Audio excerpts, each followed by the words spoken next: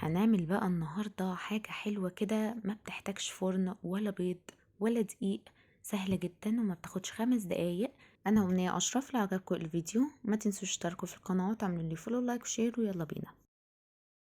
هنحتاج كوبايتين من البسكوت السادة، اي نوع بتفضلوه، او 350 جرام من البسكوت.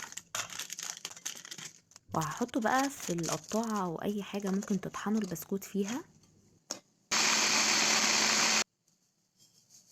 حطيت نص الكمية، وبعدين هحط النص التاني من البسكوت. وهحتاج نص كوباية من البندق المتحمص. حمصته شلت قشره وبعدين طحنته وهحطه على البسكوت.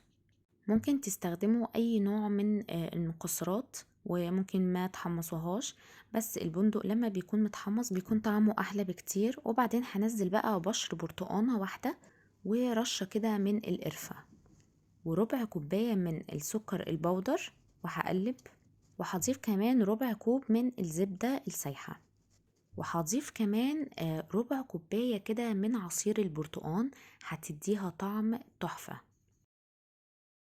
وهزود كمان معلقة كبيرة من جوز الهند. لو حابين الجوز الهند فده اختياري، بس بيدي طعم حلو قوي.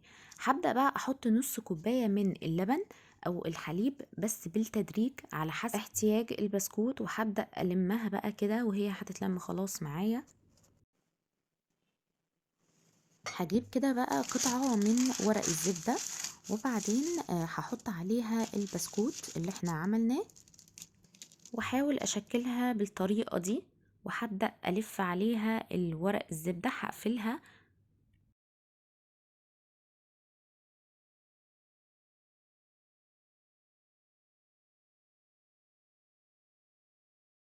انا قفلتها بقى كويس علشان هدخلها الفريزر او التلاجة.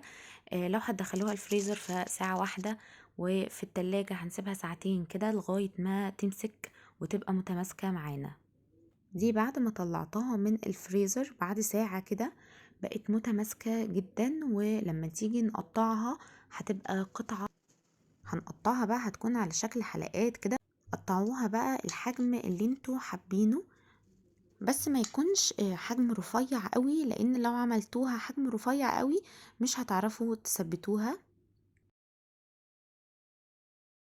هسيح بقى نص كوباية كده من الشوكولاتة، وهبدأ انزل نص البسكوتة فيها بالطريقة دي. واول ما تسيحوا الشوكولاته نزلوا البسكوت فيها على طول، علشان الشوكولاته بتمسك بسرعه جدا، لان احنا مش حاطين فيها لا زيت ولا زبده واحنا عايزينها كده. وكمان علشان الجو ساقعه فالشوكولاته بتمسك بسرعه قوي. هعمل بقى الكميه كلها لغايه ما اخلصها، وبعدين هرش بندق كده، والشوكولاته لسه ما مسكتش ترش عليها شويه من البندق اللي احنا كنا طحنينه.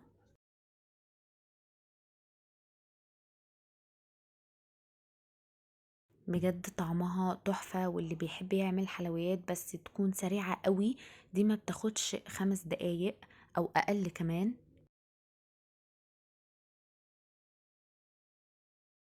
وكده خلصنا. جميلة جدا، جربوها وقولوا لي ايه رأيكم في الكومنتات، والف هنا.